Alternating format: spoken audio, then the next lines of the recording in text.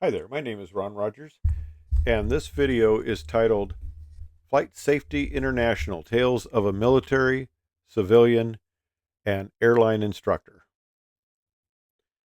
Now, I've got many thousands of hours as a military instructor. That's how I started out. And then as a civilian flight instructor, and then later as a airline flight instructor, as a line check airman giving training in the 727, the Airbus, and the 777. Now, airline training, like military training, is very thorough, very intense, very structured, and is an excellent product.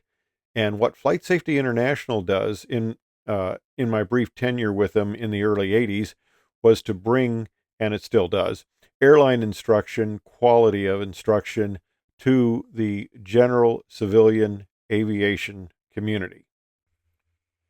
Now, Flight Safety International has the same full motion simulators that we did in the airlines.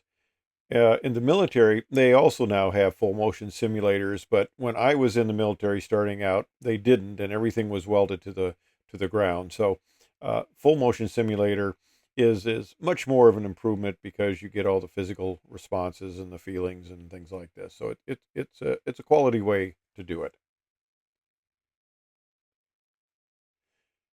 Now, I worked at Cessna Wallace at the time in the piston side, and flight safety at the time gave instruction in Cessna twin piston aircraft such as the 340, the 421, the 414, aircraft of that nature.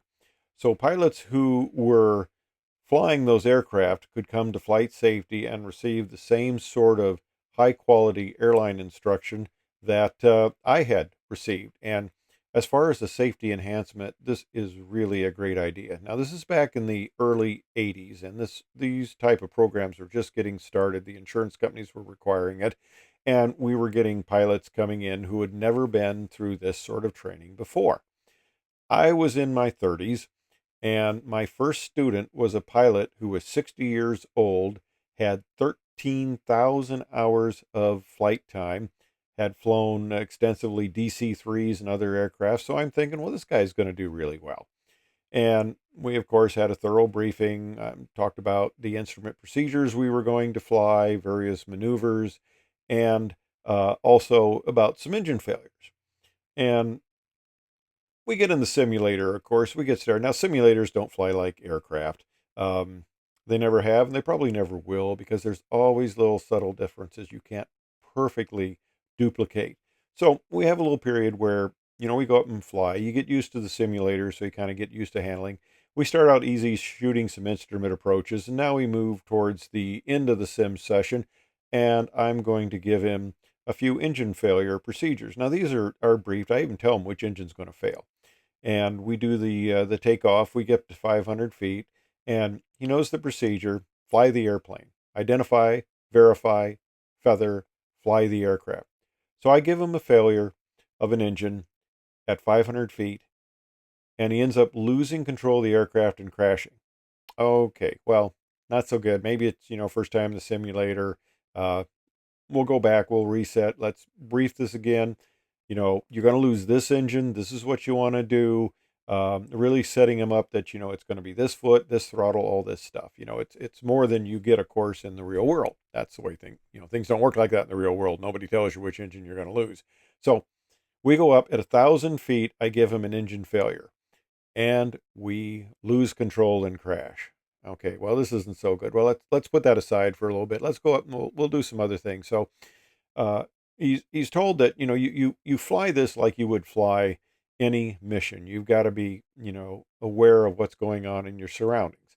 So we're up at 8,000 feet. Put it on the autopilot. We're flying around a little bit, and we're handling it's a pneumatic emergency or something, or pneumatic irregularity. It wasn't even a very serious situation, and I failed the autopilot. And from 8,000 feet, we just start a long, slow spiral into the ground. And I try to give him a few hints, of, what's the airplane doing, stuff like that. We end up crashing.